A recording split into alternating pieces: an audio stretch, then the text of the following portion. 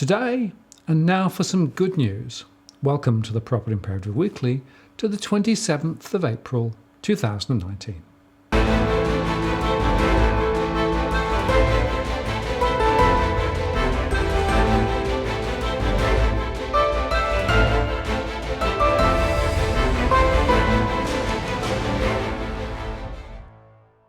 Hello again, it's Martin North from Digital Finance Analytics. Welcome to the latest edition of our Property and Finance Digest, the Property Imperative Weekly, to the 27th of April 2019.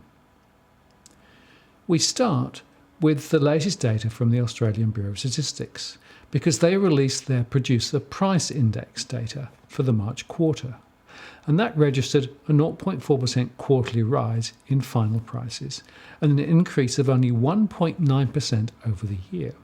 So inflationary pressure remains muted, and this might be one reason to argue for an RBA rate cut ahead.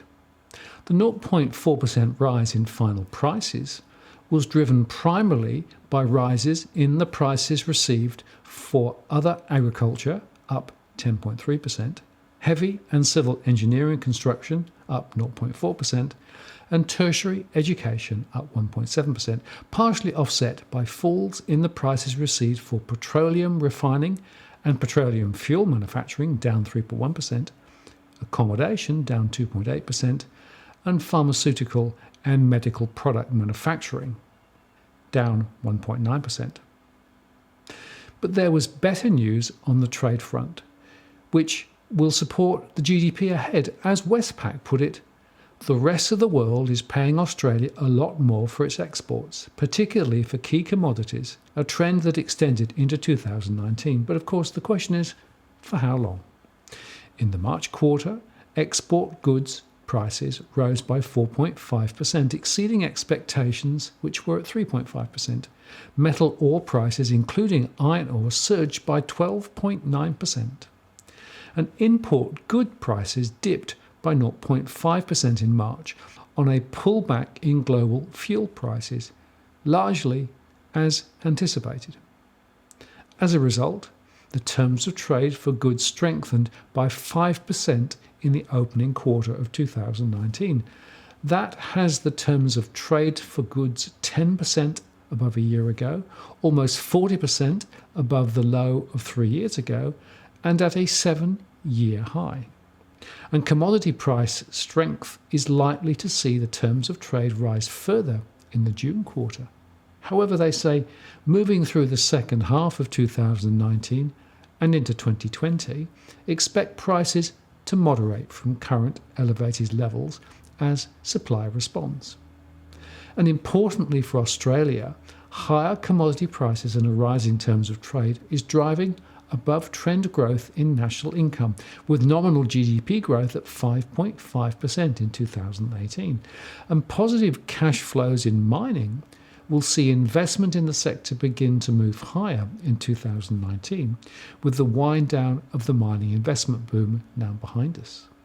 Government tax revenues have been boosted by rising profits, contributing to the federal budget's likely return to surplus in 2019-20, for the first time since 2007-8. Moreover, the government has the flexibility to cut income tax and boost spending, thereby providing some support to the household sector, which is, they say, under significant pressure from weak wages growth, high debt levels, and falling house prices. Now, that might help to offset the shock of no CPI growth this past quarter, which raised speculation that the RBA might cut the cash rate in May. One point to note was that the average Australian rental growth recorded the equal lowest annual growth in the series' 45-year history, with just 0.1% growth in the March quarter, and it grew by just 0.4% over the year. And we know that there are falls in Sydney. We discussed the zero CPI results in our post, "The CPI's a Donut," where we made the point that the RBA is more likely to watch the employment number than CPI. But such a weak inflation result is also so disconnected from the real experience of the average household, according to our surveys. But the mainstream economists were out there calling for the RBA to cut, and soon. Now, some were a little more calibrated, though. For example, in the AFR, Christopher Joy argued that the prospective RBA rate cuts would likely stabilise the housing market. If the RBA cut interest rates, which financial markets are handicapping as certain by July, Australia's housing bust will be over, he wrote. The RBA's own internal research estimates that a 1% point reduction in the cash rate would boost house prices by 28%, assuming it's fully passed on by the banks, and borrowers consider the change permanent. This has two crucial consequences. First, he says, as we forecast, banks have started cutting the interest rates out of cycle. NAB, CBA, Westpac, Bank of Queensland, Bendigo, Adelaide Bank, Macquarie and ME have all slashed fixed rate home loan costs by substantial margins. And I would add, of course, this is for just new loans. A second ramification is that the RBA should be able to bank on close to full pass-through of its target cash rate changes, especially considering the temporary political constraints on gouging. Now, we are less sure of a potential stabilisation because tighter credit will remain and the banks are suffering from higher international funds. For example, US bonds are more than 70 basis points higher than Australian bonds at the moment. So margin pressure remains despite a weaker BBSW, and banks will want to use their firepower to attract new borrowers, not reprice the backbook. Zero bounds will start to become a real issue. As CLSA bank analyst Brian Johnson said, while funding costs have fallen, margins are still under pressure due to increased costs, as investors coming to the end of their interest-only periods are forced to switch mortgage products to pay off both principal and interest. Wholesale funding is better and deposits are better, but the latest results show switching has been worse, he said. Switching is worse and front book discounting is worse too. And because credit growth is slowing, revenue growth is slowing too. While there have been plenty of lenders dropping fixed rate in recent months, few have cut their variable rates. Now that changed last week when ANZ, AMP Bank, and Bendigo and Adelaide Bank bucked the trend. ANZ cut the discounts on its Simplicity Plus principal and interest rate for new loans with loan-to-valuation ratios below 80%. In effect, it cut the rate by 37 basis points to 4.09%. AMP cut its variable rate for new borrowers to 3.79%. The lower rate applies to owner-occupiers taking up principal and interest loans between $500,000 and $750,000. Bendigo Bank cut its basic variable rate for owner-occupiers, paying principal and interest by 49 basis points from 4.28% to 3.79%. And CanStar reports that more than 40 lenders have cut fixed rates this year. The latest are NAB and Virgin Money. But at the same time, the banks are still tightening lending requirements. For example, the AFR said that from next Monday, NAB will introduce a debt-to-income ratio to improve understanding of the borrower's full financial circumstances by considering existing long and short-term debt commitments. And total debt may consist of a new loan limit, existing home loans, lines of credit, credit cards, overdrafts, personal and business loans, tax office debt, and family loans. And the bank has written to intermediaries encouraging detailed conversations to check on spending that could include cancelling unused credit cards or lines of credit facilities and including additional income such as dividends, bonuses and overtime. Some would say, shouldn't they have been doing that anyway? Westpac-owned Rams Home Loans has angered mortgage brokers by withdrawing a low-doc loan popular with self-employed borrowers, and the bank will announce a shake-up of consumer credit in response to rising concerns about household debt, fraud and regulatory pressure to improve loan scrutiny. Both local and foreign borrowers are being targeted in the five-pronged strategy, which tightens document standards and valuations, checks loan-to-value ratios, and improves analysis of foreign income. Mortgage and finance brokers have welcomed some of the changes, but others feared that this could slow processing applications, which already often face delays following recommendations by the Hayne Royal Commission to increase scrutiny of loans. Citi summed up all of this by saying, "Our base case for the industry assumes flat dividends," and Citi analyst Brendan Sproul said, "Low risk-weighted asset growth will continue to enable high payout ratios while delivering neutral capital outcomes, and the absence of a pickup in risk-weighted asset growth will allow boards to look through one-offs and manage tight capital positions. The swing factor, though, was likely to be a turn in the credit cycle, as mild events tend to have a significant impact. A mild scenario in which losses peaked at 60 basis points of gross, compared with 80% basis point peak in the global financial crisis, would result in dividend cuts of 30% for Commonwealth Bank, Westpac and National Australia Bank," he said. That said, the ASX 200 financials was up on Friday by 0.2% to 6,143 and is 1.93% higher compared with a year ago. But be sure, the banks are still under pressure, and we expect more action on provisions and mortgage delinquencies ahead. And on this front, it's worth listening to the Big Short's Stephen Eisman via Bloomberg and why he's now shorting the Canadian banks. It's all to do with poor provisioning. Read the same issues here. Well, I want to start out by saying this is not the Big Short Canada. I don't think the housing market in Canada is going to collapse. I don't think Canada is going to fall into the ocean. What I'm simply calling for is a normalization of credit losses, which Canada hasn't seen in over 20 years. And I think the banks, in terms of their reserves and their balance sheets, are woefully unprepared for that. Okay, so let's start with the credit losses. Why would we start to see credit losses? What has to happen for that to happen? Actually, not much at all. I hope you'll bear with me because this is a little technical, but the way Canadian banks reserve every quarter is kind of interesting. They divide their loan books into three buckets. They call them stage 1, 2, and 3. Stage 1 is the bulk of the loan book. That's the loan book that is current. And stage 2 is early stage delinquencies, and stage 3 is late stage delinquencies. Last year, they reserved against stage 2 and 3, and they had negative loan loss provisions for stage 1. And so if you added it all up for 2018 for all the Canadian banks, the loan loss provisions in 2018 were almost all universally lower than 2017, and that lower loan loss provision represents 90% of the earnings growth for the Canadian banks.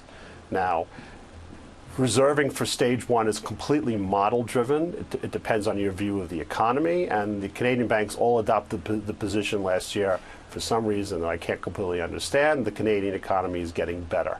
Now this year, CIBC broke ranks and said that their models are showing some deterioration, and yet they still reserved negatively on stage 1, and despite that, their loan loss provision was up 120% year over year. So my view is that at some point this nonsense of negative reserving on stage 1 is going to end, and the loan loss provisions for all the Canadian banks are going to go up considerably.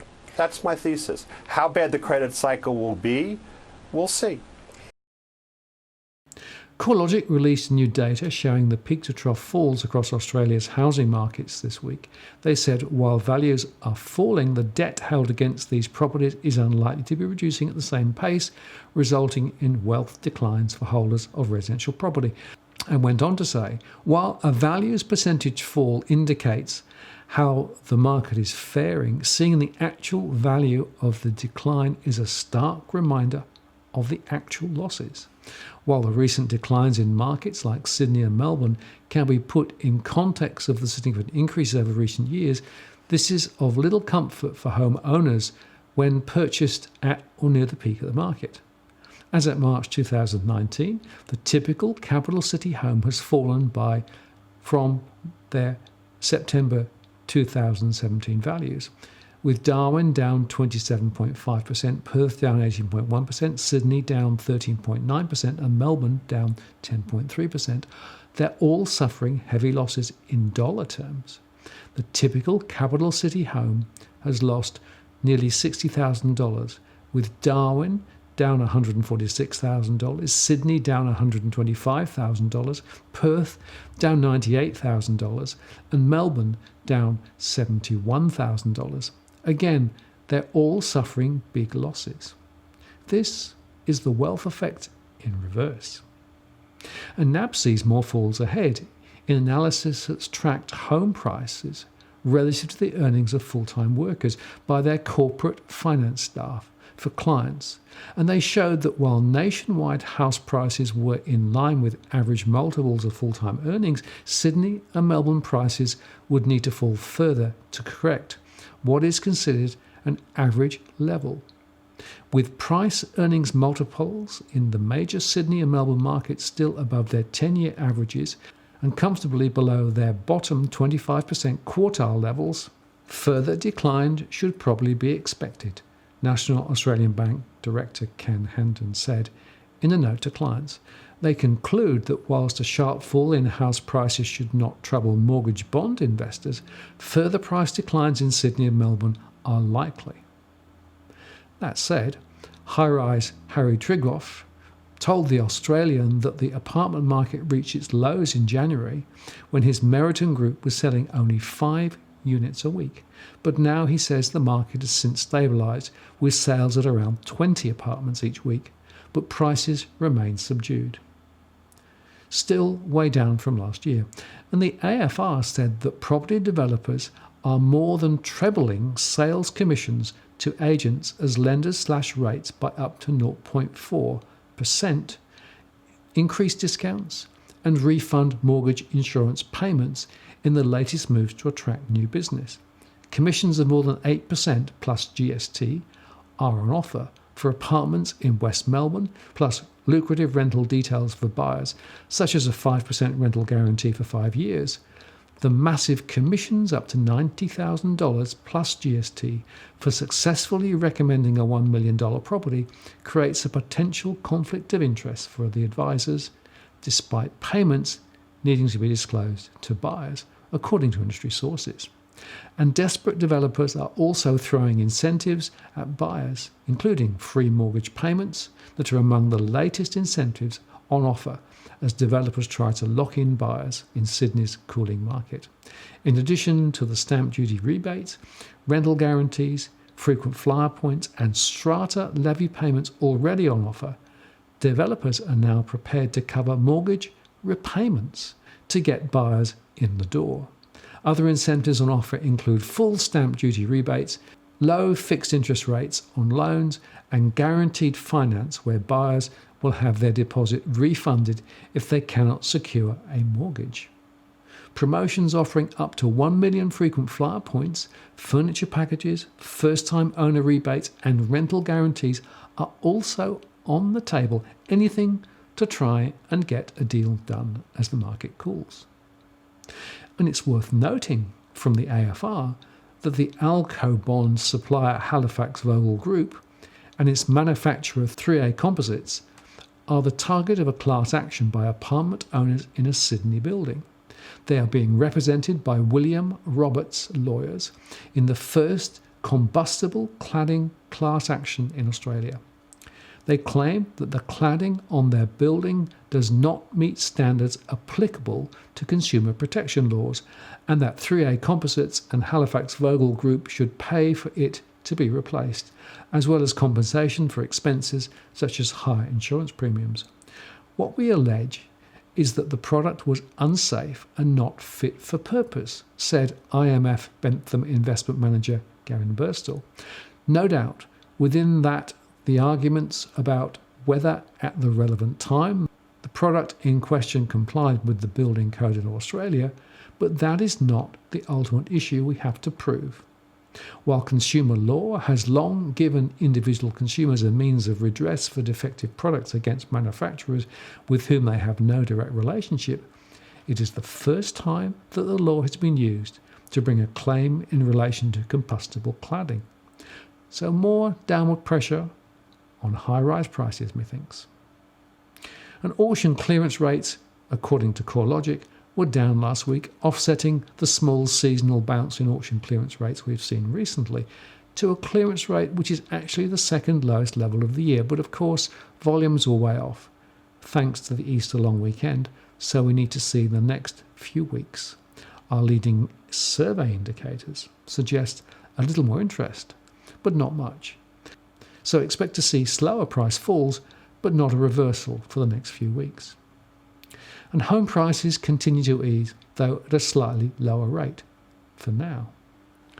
So turning to the CoreLogic index to the 25th of April, the weekly movement in Sydney was down 0.13%, over the month down 0.52%, over the quarter down 2.61%, annually down 10.9%, and from peak 14.4%. In Melbourne, there was a movement up of 0.02% last week, down 0.37% over the month, down 2.32% over the quarter, down 9.90% annually, and down 10.7% from peak. In Brisbane, there was a weekly movement down 0.01%, over the month 0.29%, over the quarter down 1.07%, annually down 1.9%, and from peak 1.6%. In Adelaide, the weekly movement was up 0.02%, the monthly movement was down 0.21%, over the quarter down 0.42%, annually up 0.3%, and from peak down 0.07%. In Perth, there was a 0.08% movement over the last week, down 0.29% over the month, down 2.40% over the quarter, down 8.10% annually, and down 18.3% from peak. And across the 5 major centres over the last week, there was a fall of 0.06%, over the month down 0.41%, over the quarter down 2.22%, annually down 8.7%, and from peak down 10.1%. You might like to watch our recent shows on home prices, where we looked at the various sources for price data and how they varied. See Behind Property Price Values. And our subsequent post, where we looked at the difference between a market price and one based on so-called fair value. And in this show, we highlighted that even now, prices are stretched significantly. See our post, A Deeper Dive into Home Prices. And one other insight came from the Grattan Institute and was reported in The Australian, which looked at tax office data regarding negative gearing losses. The data reveals that the highest average losses are occurring in postcodes with the highest incomes. Those on higher incomes tend to be the keenest users of negative gearing. And this is consistent with DFA's own analysis. The article said property investors in some of Australia's wealthiest suburbs are racking up negative gearing losses that average more than $20,000 a year. New taxation office figures show. A breakdown of rental income deductions by postcode released by Treasury under Freedom of Information laws reveals that the largest average negative gearing losses are in the nation's highest income postcodes. Suburbs highlighted by the ATO include Sydney's Darling Point, part of the Wentworth electorate formerly held by Malcolm Turnbull, and Melbourne's Higgins, which was until recently held by former Financial Services Minister Kelly O'Donnell. More reason to remove negative gearing, and why there will be considerable resistance to that move. So briefly to the local markets. The S&P ASX 100 was up 0.06% to end at 5,259 on Friday, and that's up 8.24% over the last year. The Aussie US dollar was up 0.39% to end at 70.41 and is down 6.83% over the last year. The dollar fell when the CPI numbers came out and has remained at the lower end of recent ranges, and we still think there's more room on the downside. The spot gold Australian dollar cross was up 0.37% to end at 1,827 and is up 4.79% over the last year. And next, over to the US, where the latest data from the BEA shows a GDP provisional estimate significantly above expectations, which may suggest that the Fed will not have to be as patient or dovish as they signalled. Perhaps expectations of a future recession are in fact overblown. This was the BA's advanced estimate, which is based on very incomplete data, and the BEA will release its second estimate for the first quarter on May the 30th, which will be based on somewhat more complete data. But gross real domestic product, the GDP, increased at an annual percentage rate of 3.2% in the first quarter of 2019, according to the advanced estimate. In the fourth quarter of 2018, real GDP increased 2.2%. Some of the biggest drivers behind this growth in the first quarter included federal government spending on defence up 4%, state and local government spending up 3.9%, net exports rose, that's exports minus imports, with exports up 3.7% and imports down 3.7%. Residential investment fell less than in the fourth quarter, down 4.7%, compared with the quarter one, which was down 2.8%. And these drivers were partially offset by federal government spending on non-defence down 5.9%, personal consumption expenditures, durable goods such as cars and fridges down 5.3%, personal consumption expenditures non-durable goods such as food and clothing up just 1.7% compared with 2.1% in the previous quarter, and personal consumption expenditures services such as healthcare, rents and finance charges up 2% but down 2.4% from the previous quarter, and non-residential fixed investments up 2.7% but down from 5.4% the previous quarter. The acceleration in real GDP growth in the first quarter reflected an upturn in state and local government spending, accelerations in private inventory investment and in exports, and a smaller decrease in residential investment. These movements were partially offset by decreases in PCE and non-residential fixed investment and a downturn in federal government spending. Imports, which are a subtraction of the calculation of GDP, turned down. And real disposable personal income increased 2.4% compared with an increase of 4.3%. The personal savings rate, which is personal savings as a percentage of disposable personal income, was 7% in the first quarter, compared with 6.8% in the fourth quarter. So the consumer is not doing so badly. And as a result of this surprisingly strong report card on the US economy, the benchmark S&P 500 and the Nasdaq composite indices powered to record high closes on Friday, capping a week of gains for stock markets that came largely on the back of resilient corporate profits.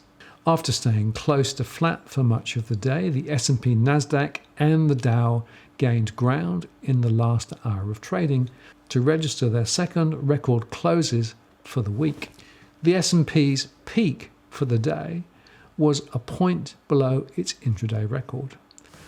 The Dow Jones Industrial Average rose 81.25 points, or 0.31%, to 26,543.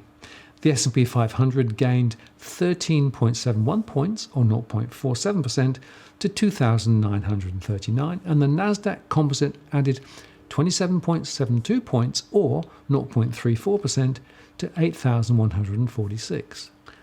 For the week, the S&P rose 1.2%, while the Dow lost 0.06% and the Nasdaq gained 1.86%.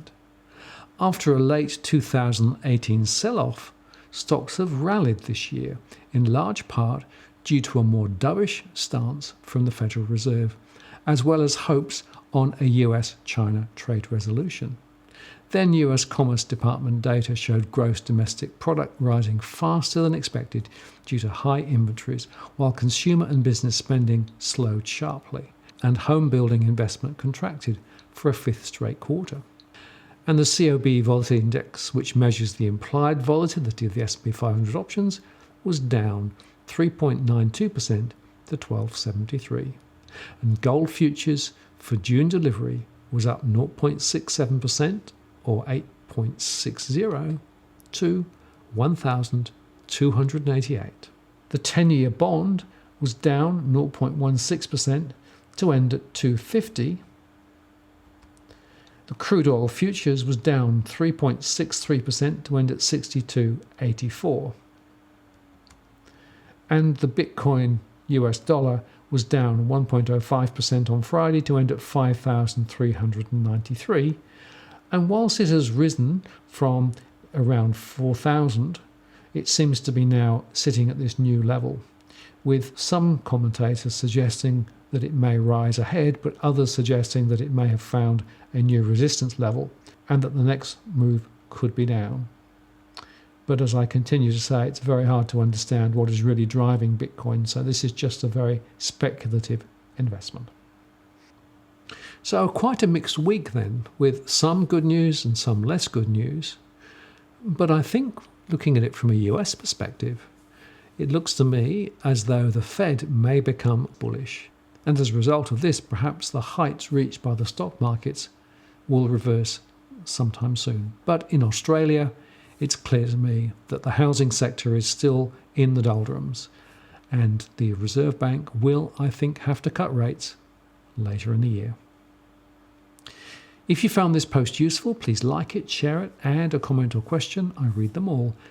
And if you haven't yet subscribed, please do so to receive future alerts, or ring the bell if you want more proactive advice when we next post. And if you'd like to support our work, you can do so either via PayPal by making a one-off donation, here's the link, or by subscribing via Patreon, where you can also access additional content. Both these links are in the comments below. I'm Martin North from Digital Finance Analytics. Many thanks for watching, and I'll see you again next time.